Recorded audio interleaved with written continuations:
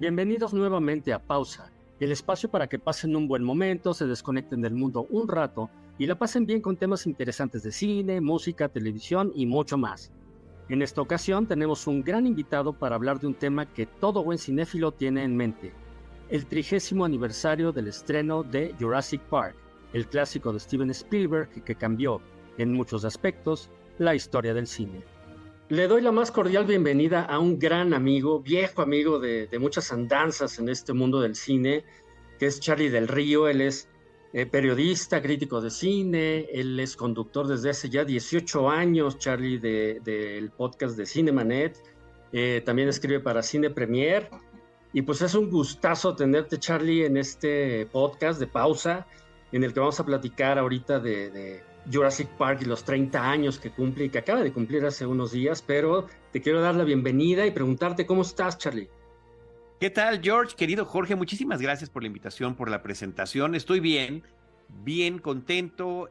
Muchas felicidades por este nuevo proyecto. Me encanta que te integres a lo que yo termino llamando el podcast Cinematic Universe y que todos los que estamos en estos temas de la cobertura fílmica a lo largo del tiempo, de una forma o de otra, hayamos incursionado en esto del podcast, ya sea como invitados o generando el propio contenido.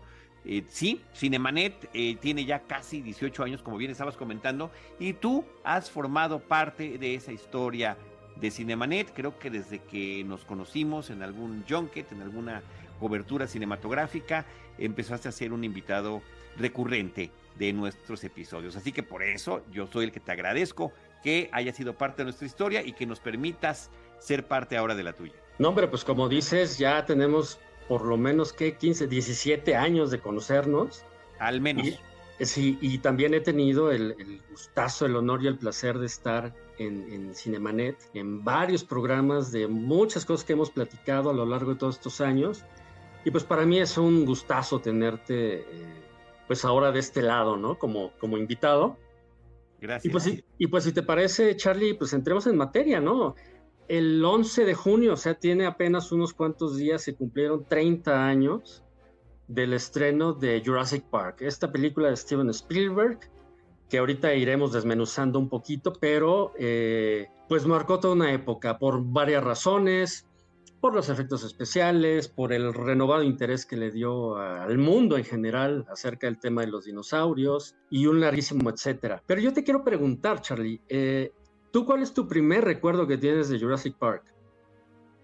Yo creo que el primer recuerdo que muchos cinéfilos tenemos de la primera vez que vimos Jurassic Park es muy similar al que los personajes están teniendo cuando están recorriendo la isla en el jeep y finalmente se encuentran en vivo aquellas criaturas. Es esa sensación de asombro, es un momento en el que creo que también nos conecta a nuestros gustos infantiles.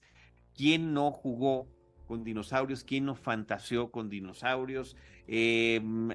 Justamente la televisión y el cine se han encargado de generar esta falsa percepción de que seres humanos y dinosaurios pudieran coexistir cuando hay millones y millones y millones de años de diferencia. Si bien ambas especies han habitado la Tierra, pues nunca coincidieron. Entonces, esta situación de tener a través de la ciencia ficción, primero del libro de Michael Crichton, donde hay esta justificación que es muy bien planteada, me parece que absolutamente creíble, ¿no?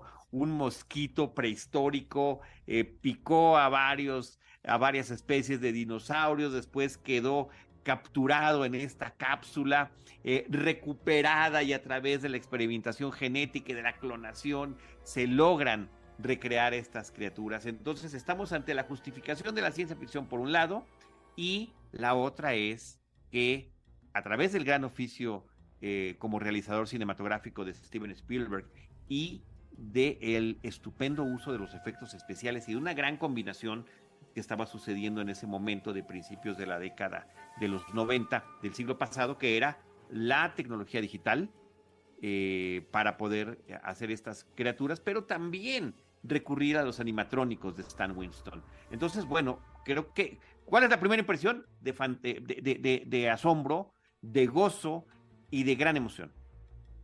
Sí, fíjate que ahorita que lo mencionas, yo en cuanto a las películas que he visto, sobre todo en mis primeros, que serán 25 años de vida, tengo dos momentos muy marcados. No sé si a ti te pasa lo mismo, pero el primero fue cuando vi Star Wars, y creo que de eso Ujú. entiendes un carro, ¿no? Porque cuando vimos Star Wars yo tenía 10 años y lo que vimos en la pantalla en ese momento pues era algo totalmente nuevo. Yo sé que es lugar común estarlo diciendo, pero nadie nunca jamás había visto una pantalla sin eso. Y después otro momento importante en cuanto a lo que refieres, lo visual, los efectos por ya digitales y etcétera, para mí fue justamente ver Jurassic Park. Yo recuerdo Ujú. la primera vez que la vi, fue en una, pues ya sabes, de estas salas que estaban en ese entonces, de las primeritas salas THX que había aquí en México, una gran ¿Apolo pantalla satélite habrá sido? en el Apolo satélite, exactamente, ahí fue Sí. donde vi por primera vez Jurassic Park. Y pues vaya la emoción, el sentimiento, el asombro, como bien lo mencionabas, pues fue muy semejante. ¿Por qué? Por el nivel de efectos visuales, ¿no? Si bien ya años atrás, sobre todo un par de años antes, James Cameron ya había logrado una cosa muy impresionante con Terminator 2, El T-1000. exactamente, pues lo que hace Spielberg e Industrial Light and Magic y toda la gente involucrada al hacer estos dinosaurios digitales, que no son todos, es más, de hecho creo que son 7, 8 minutos en total de efectos digitales los que hay en Jurassic Park, pero son tan brutales y son tan efectivos que, pues hasta la fecha, o sea, tú sigues viendo, por lo menos yo sigo viendo, pues las películas actuales, no sé, las de Marvel, ¿no? Las de superhéroes, después vinieron las secuelas de Parque Jurásico y la nueva Jurassic World, etcétera. Y los efectos de Jurassic Park de hace 30 años, de 1993, perdón, pero siguen tan vigentes como entonces. No sé si estés de acuerdo conmigo. No, sí estoy de acuerdo. Pero hay una combinación de factores allí. Y es la forma en la que los retrata Spielberg, la forma en la que utiliza la cámara, la forma en la que edita, la forma en la que utiliza una vez más la magistral música de John Williams, porque pueden tener muchos realizadores cinematográficos la misma tecnología o inclusive mejorada, pero si de repente la utilizas al estilo de Michael Bay en las primeras películas de Transformers, donde no terminas distinguiendo qué es lo que está pasando y ya en algún momento ya ni siquiera importa, en ese engolosinamiento por el efecto digital, entonces ya deja de tener sentido. En cambio, cuando lo moderas, lo dosificas, algo que además Spielberg aprendió a muy temprana edad y muy temprano también en su carrera, por una necesidad muy grande que fue la experiencia que tuvo cuando filmó Jaws, Tiburón, del 75, y que pues el tiburón falló, el tiburón mecánico, y entonces lo tuvo que dosificar y tuvo que utilizar subjetivas y otro tipo de elementos y de recursos cinematográficos para contar la historia y que le quedó mejor. O sea, creo que lo mejor que pudo haber pasado en Tiburón es que el tiburón Bruce fallara. Creo que eso de verdad que terminó alimentando. Como nos pasa aquí en México, algo falla y güey, arréglalo con un chicle, arréglalo con masking tape. Se arregla. Pero lo tienes que resolver. Y esa suerte de resolución termina abonando en la creatividad. Y eso es bueno. A cuando tienes todo a la mano y ya nada más lo echas y ya no funciona igual. Voy a regresar a lo que estabas comentando. Momentos fundamentales de mi cinefila, sin duda, esa vez que fui a ver en el cine en su estreno original Star Wars o La Guerra de las Galaxias, como se llamó, y así estaba en las marquesinas de los cines. Yo lo vi en el cine Agustín Lara, estaba en una plaza comercial en Avenida Pat Patriotismo. Sí, Ujú. daba más hacia patriotismo que hacia revolución. Entonces, bueno, fue una cosa que a mí me impactó absolutamente. Sí, estamos en el lugar común, pero bueno, estábamos muy chiquitos y fue verdaderamente asombroso. Yo dije, de aquí soy. Y después, a lo largo de esos finales de los 70s y principios de los 80s, pues era una gran experiencia cinematográfica tras otra. George, estábamos muy chiquitos y después creo que tardamos era el mismo director, estos son amigos, los mismos defectos trabajan. En aquel momento no lo sabíamos, ese mismo año vimos encuentros cercanos del tercer tipo que a mí me voló la tapa de los sesos de una manera absolutamente brutal. Después vendría Alien, el octavo pasajero. Poquitos años después, Blade Runner. Claro, simultáneamente seguían apareciendo las películas de Star Wars, ¿no? En el 80, El Imperio Contraataca, en el 83, El Regreso del Jedi, E.T. de Steven Spielberg, por supuesto que Los Cazadores del Arca Perdida, que merece también su propio espacio para platicar de ella. Esas son las películas que a través de la fantasía, del escapismo, del entretenimiento y del humor, porque me parece que el sentido del humor también es fundamental. También dosificado no significa que ninguna de estas películas es comedia, por supuesto, pero cuando tienen momentos de humor me parece que son formidables. Y no se escapa de esto también la película de Jurassic Park. Entonces te vas dando cuenta de que finalmente sí, en esta industria, que es una industria que se hace con fines comerciales, pero cuando las cosas caen con gente que empieza a sumar en factores de creatividad, y ahí George Lucas tiene todo que ver, porque el éxito de Star Wars y la creación de Industrial Light and Magic, que son los que hicieron los efectos especiales de esa película y después fueron desarrollando esa tecnología digital, es fundamental. Entonces, pues a mí me parece que todo eso termina abonando hacia nosotros, los espectadores, que nos maravillamos desde nuestra butaca. Creo que por ahí va la cosa y por ahí la importancia y la relevancia de una película como esta. Habrá que decir también que cuando llega esta tecnología digital de Industrial Light and Magic a una película como Parque Jurásico, ya había habido esfuerzos previos en diferentes películas donde lo iban ensayando. En esta película del joven Sherlock Holmes es la primera que empieza a utilizar esta tecnología digital y los vitrales que cobraban vida en la imaginación de algunos de los personajes. La película del dragón con la voz de Sean Connery también es un antecedente inmediato de lo que terminaría siendo aprovechado en esta suma de experiencias en Jurassic Park. Sí, y fíjate que mencionabas algo clave, ¿no? Que es la narrativa, ¿no? Como bien dices, pues Spielberg en eso se las gasta solo, ¿no? Yo creo que si hay más allá de si Spielberg es mi director favorito o no, creo que pocos directores tienen el estilo visual, o tienen pues sí, este concepto visual de las cosas, de las tomas, ¿no? Los ángulos. Y como bien dices, mencionabas a Bruce, ¿no? El tiburón mecánico de Jaws. Pues justo, ¿no? Spielberg decía que Parque Jurásico, Jurassic Park, era una especie como de Jaws, ¿no? De tiburón en esteroides, ¿no? Porque pues ahora ya, un poco como lo que le pasó a George Lucas con las precuelas, ¿no? Que dice, bueno, ya tengo la tecnología, ¿no? Aunque curiosamente, Spielberg planeaba hacer Jurassic Park con los animatronics, ¿no? De Stan Winston. Incluso estuvieron pues probando hacer con stop motion, ¿no? A los movimientos de los dinosaurios. Pero pues cuando llega la gente de Industrial Light and Magic, que aparte estaban desarrollando sin que nadie supiera esta parte digital, pues, de los dinosaurios, se la enseñan a Spielberg y dice, wow, nos vamos por aquí. Y lo que hace es combinar la parte digital, que como bien dices, ya había experimentos previos. Yo mencionaba James Cameron, porque James Cameron había tenido en la película de ahorita se me fue el nombre, Charlie. La de... ¿El Abismo? El Abismo, exactamente.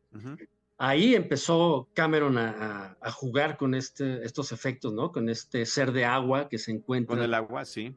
Abajo, y luego lo que mencionábamos de Terminator 2.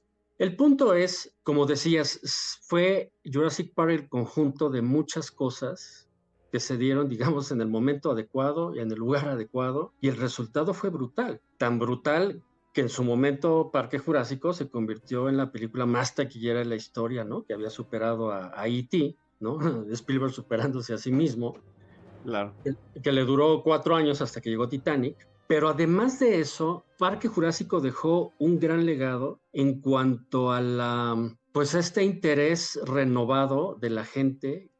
Y estoy hablando no nada más en el cine, porque efectivamente en el cine los dinosaurios pues, siempre han estado, ¿no?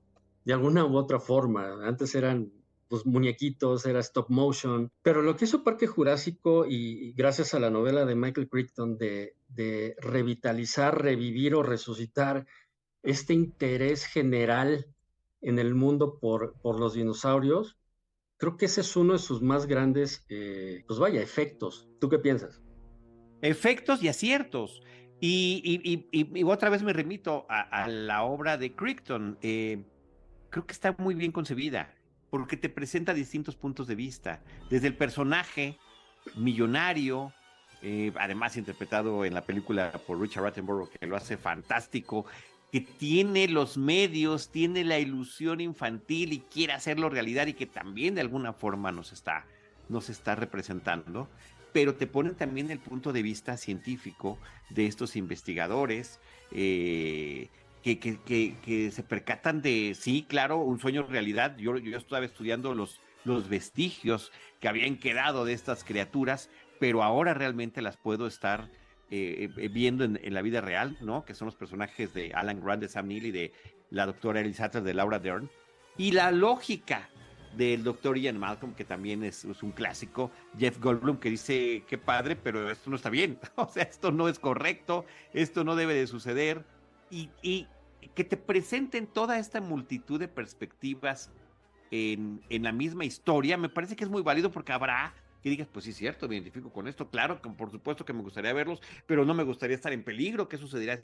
Y los que se quieren aprovechar de esto también, el espionaje industrial que termina tratando de haber en ese momento en la película, y los riesgos reales, y claro, sí, en una película de Spielberg, poniendo en el centro de la acción a estos personajes infantiles que son con los que también terminamos conectando de una manera muy poderosa, sobre todo, pues, mientras más joven el espectador, pues más podrá también tener este vínculo con ellos, ¿no? Y claro, está el T-Rex y están el resto de las criaturas, pero creo que los Velociraptors, que terminan convirtiéndose en el tiburón de la película, son los que terminan robando la atención por su forma de atacar, por su inteligencia, y por el riesgo que terminan significando para ellos. Sí, por lo letales que eran, ¿no? Y de hecho creo que además de lo que te mencionaba de haber propiciado Jurassic Park este nuevo interés por los dinosaurios, como dices, mientras más chico el auditorio, pues creo que era más lo que se Claro. maravillaba, ¿no? Como nos pasó a nosotros con Star Wars. Pero creo que también puso el punto sobre la llaga, ¿no? El dedo en la llaga del asunto de la clonación. Si te acuerdas, hacia mediados, finales de los 80, pues estaba toda esta ciencia, ¿no? De la famosa oveja Dolly y de la clonación, y estaba todo en las primeras etapas, ¿no? Pues estaba Uh-huh. descubriendo. Y de repente llega un blockbuster de este tamaño y te pone en la pantalla, pues, los riesgos que puede tener. Y como dice Ian Malcolm, ¿no? Dice, pues están jugando a ser Dios, ¿no? Entonces, Exacto. el ponerte estos riesgos en pantalla de la clonación, me acuerdo mucho de una de las frases que dice, pues es como si le dieras, jugar con la clonación, lo dice Ian Malcolm, ¿no? Es como si le dieras a un niño la pistola de su papá, ¿no? Y está jugando con ella. O sea, Sí. a ese grado de riesgo se llevaba, ¿no? Entonces, más allá de ser una película de entretenimiento y con dinosaurios y con acción y con niños y etcétera, etcétera, una de las grandes películas de Spielberg, pues también tiene un trasfondo bastante interesante y completo en cuanto a otras situaciones que se vivían en aquella época, ¿no? Obviamente hay que poner en su contexto de hace 30 años. Sí, pero inclusive en nuestro contexto contemporáneo, el mensaje termina siendo el mismo. Ahí está también el legado de la novela de Mary Shelley de Frankenstein. Él siempre, el ser humano que juega a ser Dios, no, las cosas no van a terminar bien. Las cosas no van a terminar bien porque al final de cuentas termina habiendo esta falta de control sobre la creación, y están todas estas cuestiones de discusión ética y moral que implica el estar jugando con la vida y con la naturaleza. Obviamente hoy en día a mí me parece que el tema de la clonación termina resultando muy importante, se pueden clonar y ojalá que algún día termine de funcionar eso, órganos para el tema de los trasplantes de los seres humanos, simple y sencillamente. Pero el proyectarlos de esta manera, a través de la ciencia ficción, con una suerte de justificación que es entendible, que tiene cierta lógica, me parece que termina funcionando muy bien y que esta película, creo que no para mí, o sea, el impacto que tuvo Star Wars fue ese, pero a gente más joven en ese momento, a principios de la década de los 90, a mediados y finales que vieron Jurassic Park, esa fue la película fundacional de muchas cinefilias. Entonces, lo puedo entender, pero a mí me emocionaba más pensar ya en ese momento, ya estábamos más grandecitos, George, en esa otra película que el propio Spielberg estaba estrenando ese mismo año y que le daría por fin, ya había tenido el reconocimiento del público, de la taquilla, de los colegas, pero no el reconocimiento que significaba el premio Oscar, ¿no? Que tanto había anhelado y había querido cultivar y que finalmente lo hace con la lista de Schindler. Sí, es que a Spielberg siempre lo criticaron de ser pues más bien efectista, ¿no? O sea, sí un buen contador de historias, pero no era considerado un cineasta serio, ¿no? Si le podemos, Exacto, esa es la palabra. si le podamos llamar así, o sea, no era considerado un cineasta serio, y ese año nos dio los dos extremos de su quehacer fílmico, ¿no? O sea, Total, bueno, qué bárbaro. por un lado, un blockbuster brutal, ¿no? Insisto, se volvió en su momento la película más taquillera de la historia, con Jurassic Park, y todos los efectos visuales y todo lo que quieras.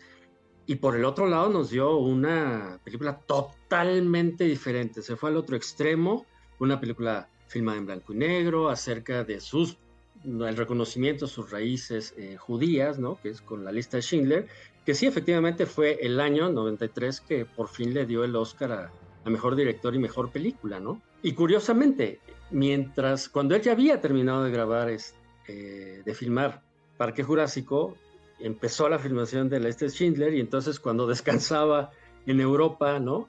De estar filmando Schindler, se ponía a editar a distancia Parque Jurásico, sí, qué locura, ¿no? ¿no? Una locura, ¿no? Una locura, pero eso te habla, pues obviamente, de la genialidad que tiene este señor en cuanto ama el cine, ¿no? Y eso lo pudimos ver hace no mucho con The Fabelmans, ¿no? Que es prácticamente su autobiografía. Claro, claro, claro. Pero te quiero preguntar... Oye, Sí, antes dígame, de eso, perdón, adelante. te quiero yo dar un dato, perdón, antes de que se nos vaya a acabar el programa. Recordemos, estamos celebrando el 30 aniversario de Parque Jurásico a través de este programa, estrenada en junio de 1993 en Estados Unidos, pero yo traigo el dato a través de la cartelera cinematográfica de María Luisa Amador y Jorge Ayala Blanco de cuándo se estrenó en México, que fue muy pronto, afortunadamente, apenas el mes siguiente. Valga el comentario, nuestra generación, querido George, cuando éramos niños, las películas tardaban hasta 1 o 2 años en llegar a México. Entonces, el hecho de que en 1993, el 16 de julio, se estrenara Parque Jurásico en nuestras pantallas, me parece que es sensacional. Y aquí está la lista de cines, encabezado por el Apolo Satélite THX, que es donde tú lo viste, Real Cinema, Palacio Chino, un montón de cines más, y estuvo y permaneció, también está consignado en este libro, 10 semanas en cartelera. Es que entonces las películas podían durar hasta meses, ¿no? En Sí, cartelera. bueno, aquí O son sea, meses, ¿no? sí, vaya. Pero te hablo de 5 o 6 meses. Cuando estrenaron La Sí. Guerra de las Galaxias prácticamente duró casi un año en cartelera, o por lo menos ese era el concepto que yo tenía cuando era chavito, ¿no? De pues, sigue y sigue y sigue, pues por eso la vi tantas veces, ¿no? Ahora no, antes no existían antes no existían estos multicinemas, ¿no? Que ya tienes 20 pantallas en el cine que vas y etcétera, etcétera. Entonces, No, oye, Jorge, o ahorita que a los 30 o 40 días ya la película ya está en una plataforma. no, mira, para la experiencia del cine, Charlie, o sea, a los que nos guste, llamamos el cine, pues es terrible, ¿no? Porque no duran las películas. Claro, sí, la única ventaja que le veo de que lleguen a las plataformas de streaming es si por X o Y o Z se te fue la película y nada la pudiste ver en el cine, pues bueno, ya la puedes ver en tu pantalla, pero nunca va a ser lo mismo, ¿no? Y además Así es. no sé si estés de acuerdo conmigo, pero antes la experiencia del cine y aquí entra Jurassic Park en esa categoría, era justamente eso, era una experiencia ir al cine, era una experiencia ir a ver una película, era una experiencia el salir de la sala y empezar a hablar de ella con tus amigos, con la familia, se empezaba a hacer este boca a boca, ¿no? Esta recomendación de uno a uno. Era eso, era una experiencia. Y creo que de entonces para acá, estamos hablando de 30 años, pues creo que pocas películas se han vuelto una experiencia así. Porque de repente ya ahora las películas de Marvel y los superhéroes y todo, pues sí, las funciones de medianoche y ahí vamos, y me incluyo, ¿no? Pero creo que antes tenían un sabor más especial, ¿no? Quizá porque no había tanta información. En 1993 el Internet pues no estaba al alcance de todo mundo, ¿no? Estaba por ahí nada más en las universidades, etcétera, etcétera. Y entonces el no tener esta información te ayudaba también pues a ti a crearte en tu imaginación muchas cosas, ¿no? Pensar muchas cosas, pues de repente por ahí salía en la televisión quizá un documental de cómo se hizo y etcétera, pero era mínimo. Entonces, creo que entonces la imaginación, la experiencia era diferente. La expectativa, La absolutamente la expectativa. expectativa. Esa me parece que ha cambiado muchísimo.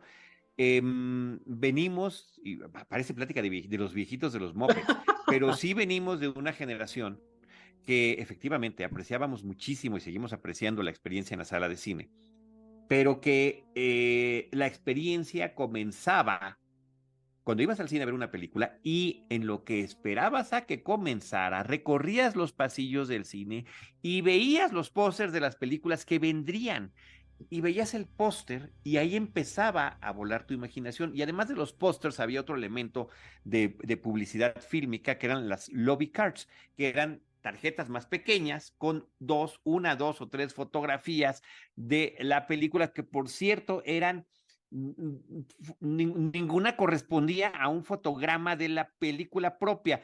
Esa imagen tal cual jamás la verías en la película porque correspondía a lo que siguen existiendo en cada filmación, el fotógrafo fijo está tomando de la realización de la película, del making y apuntando también hacia lo que está en el set. Entonces, todo eso abonaba a que tú imaginaras y creo que también había mucho más imaginación en lo que tenía que ver con los propios trailers de las películas.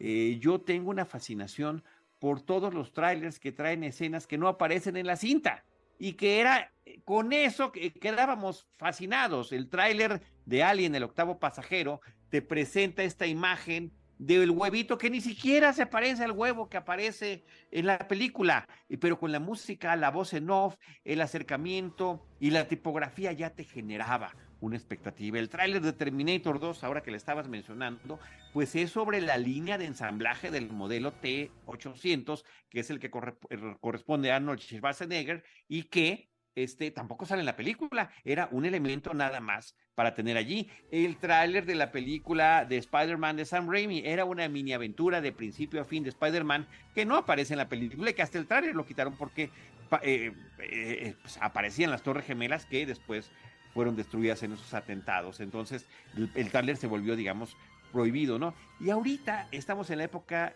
contraria de todo eso. En el tráiler te ponen la mejor broma de la película, la mejor secuencia de acción, está llena de spoilers y por si no fueran esos spoilers suficientes, hay mucha gente que empieza a desglosar toma por toma, aquí se ve la sombra de este otro personaje, mira, aquí se ve este guante, esto significa que va a aparecer tal o cual personaje, aquí atrás está tirado esto, entonces, y ya arman la película a partir de lo que te muestran en el tráiler y de su explicación.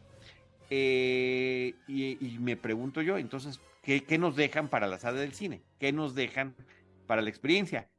Yo me la paso evitando en mis redes sociales ver los trailers, porque no quiero que me arruinen ni la mejor broma, ni la mejor secuencia de acción, ni algún momento fundamental del desenlace de la película. Ya, última palabra que digo, en el tráiler, véanlos ustedes en internet, en el tráiler de la primera película de Avengers de los Vengadores, sale Hulk cachando a Iron Man. O sea, si eso no es un spoiler del tamaño del mundo, no sé qué lo puede hacer.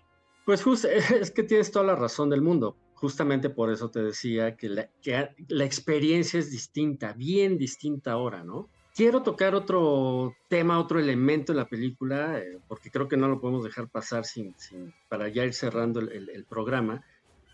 La música de Jurassic Park. Tú y Sí. yo lo sabemos, somos fans de John Williams, ¿no? Pero es bien cierto que gran parte del impacto, así como pasó con Star Wars y con Encuentros Cercanos y con Cazadores del Arca Perdida, que ya hablaremos en un siguiente podcast de eso, la música es un elemento clave, ¿no? De John Williams, yo siento que después del score que hizo para Jurassic Park, que es una de sus grandes composiciones, pues yo creo que de ahí brincó hasta 2001. Digo, él ha estado activo toda la vida, hasta la fecha. Pero Sí. así memorables, yo creo que hasta Harry Potter. Creo que son los últimos dos grandes scores, así memorables, ¿no? Que puedes salir del cine y puedes chiflar, silbar el tema de la El película. tema musical, sí. Ajá, el tema musical. Y uno de esos es la música de Jurassic Park. Sí, sí, mira, qué buena reflexión estás haciendo. Y eso que tú y yo ya hemos platicado de manera abundante sobre, sobre el gran John Williams. Tenemos ahí un episodio doble en Cinemanet donde tú nos vas guiando por su trayectoria desde la televisión, las películas, las Olimpiadas, en fin, todas estas cuestiones en las que participó John Williams musicalmente. Lo recomiendo mucho, yo creo que por ahí podemos poner el vínculo, te los paso para, si quiero, lo podamos incluir en la descripción de este episodio, pero sí, es fundamental la dupla además, esta dupla fantástica que tuvieron desde mediados de los años 70, un jovencito Steven Spielberg y un joven John Williams. Bueno, John Williams en sus primeros trabajos televisivos, entre otros Tierra de Gigantes y Perdidos en el Espacio, aparecía como Johnny Williams, el túnel del tiempo. Música de Johnny Williams, era el chavito.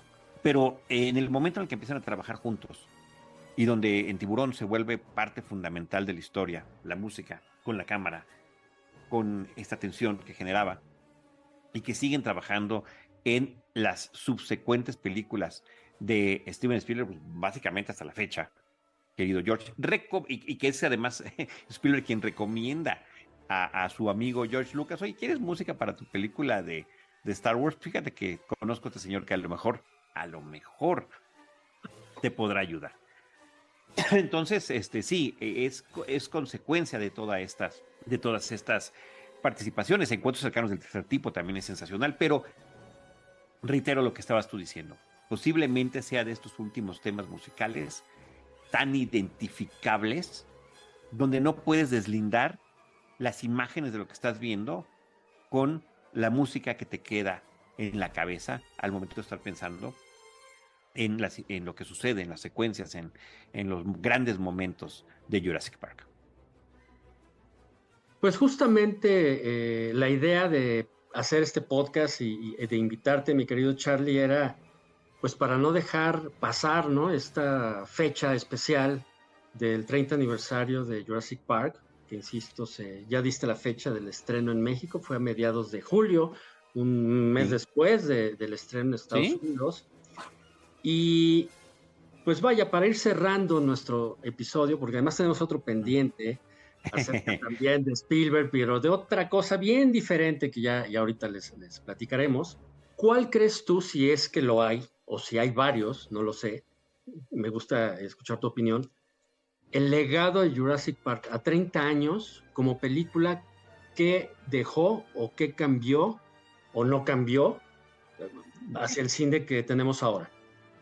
Bueno, de entrada, las posibilidades de la animación digital, sin ninguna duda, me queda. O sea, era como la gran demostración de lo que se podía hacer con eso y de qué manera sería aprovechada. Ahora, podría ser también un legado maldito, porque está los excesos que se dieron.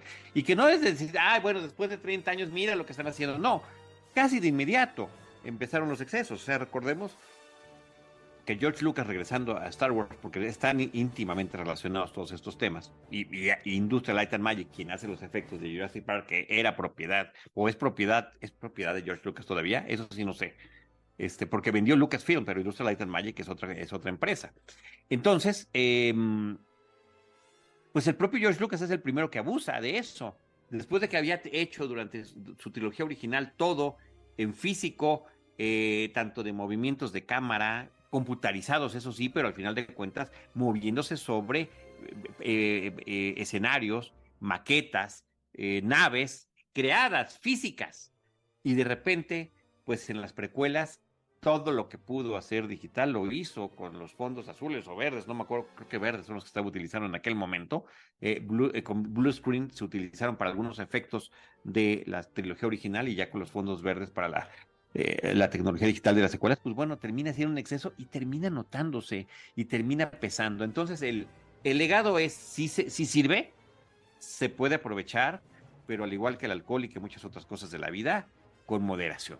Con moderación para que sea un elemento que aporte a la narrativa de lo que quieres contar, y no que devore la atención y que se vuelva en algo ininteligible en pantalla, ¿no? O en algo ya que es poco menos que creíble. Yo comparo mucho cuando veo que se engolosinan con los efectos digitales en pantalla. Digo, pues es lo que hacían en Odisea de Burbujas, o sea, estaban los fondos y ya no importaba lo que pasara con los personajes, ¿no? Ciertamente, pues lo más importante es la historia y qué está sucediendo, ¿no? Pero si no lo entiendes o si de plano se ve chafa, pues entonces te saca de la película. Es como la moneda impide al tiempo que vuelva. Si alguien recuerda esa película sobre viaje en el tiempo con Christopher Reeve, todavía en esos años que estaba haciendo las películas de Superman, donde él viajaba en el tiempo y al pasado para conocer a la mujer de la cual se había enamorado por una fotografía, pero conservó en su pequeño traje de época que se había puesto para poder viajar al pasado, una moneda de su propio tiempo. Y en el momento en que él accidentalmente se encuentra con esa moneda lo trae a su presente y se rompe el encanto y se rompe la magia. Cuando tú estás viendo la película que crees que un hombre puede volar, o que crees que los dinosaurios pueden una vez más caminar sobre el planeta Tierra, o crees que puedes ver todas estas naves espaciales o lo que tú quieras, pero el momento en el que algo está mal y te saca de la película, ahí se pierde el encanto. Y creo que la importancia del legado es saber de qué manera se puede utilizar. Y la otra es un gran sustento para la narrativa fílmica. Una obra como la de Crichton te lo da, y si tú lo utilizas bien, pues bueno, por supuesto que tendrás un gran logro, y referir siempre a los clásicos, ¿no? Creo que no podemos pensar en esas grandes secuencias de tiempo, sí, de emoción, si no puedes pensar en cómo utilizó a Hitchcock Spielberg. Pues mi querido Charlie, como siempre, es un gran placer hablar de cine contigo. Tenía muchas ganas de invitarte y de que estuviéramos platicando sobre estos 30 años de Jurassic Park, su legado y todo lo que significó pues, para el cine, para Spielberg, para nosotros como cinéfilos, etcétera. Y pues te quiero agradecer en verdad, ¿no? El que hayas aceptado estar aquí en Pausa en nuestro podcast.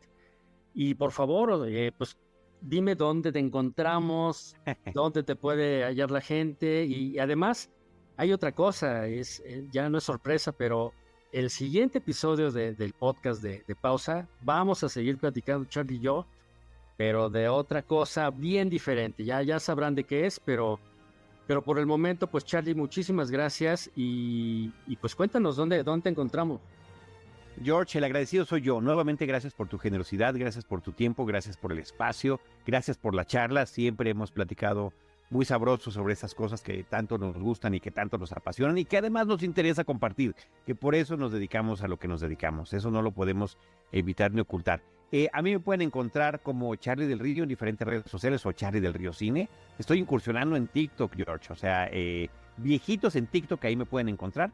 No, Charlie del Río Cine, ahí me pueden encontrar, y bueno, algunas de las cosas que hacemos ahí las estoy poniendo. El podcast de Cinemanet Plus en todas las plataformas, que Spotify, Apple Podcasts, Google Podcasts y la que ustedes quieran. Estamos por cumplir 18 años con ese proyecto, así que siempre me llena de emoción. Históricamente, te decía, ahí estás tú.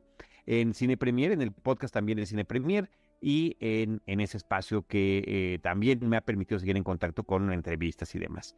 Y bueno, pues otras cosas que hacemos los viernes en un programa que se llama Vive TV, en un canal que se llama Vive TV, platicando de cine, recomendamos en la mañana con Alfredo Romo. En fin, diferentes espacios que tenemos, pero pues todo en las redes sociales lo podemos seguir compartiendo. Gracias, George, gracias. Al contrario, Charlie, nuevamente un placer, y a todos ustedes que nos escucharon, esperemos que les haya gustado. Muchísimas gracias. Esperen la próxima sorpresa, el próximo episodio con Charlie, y por el momento quedamos en pausa.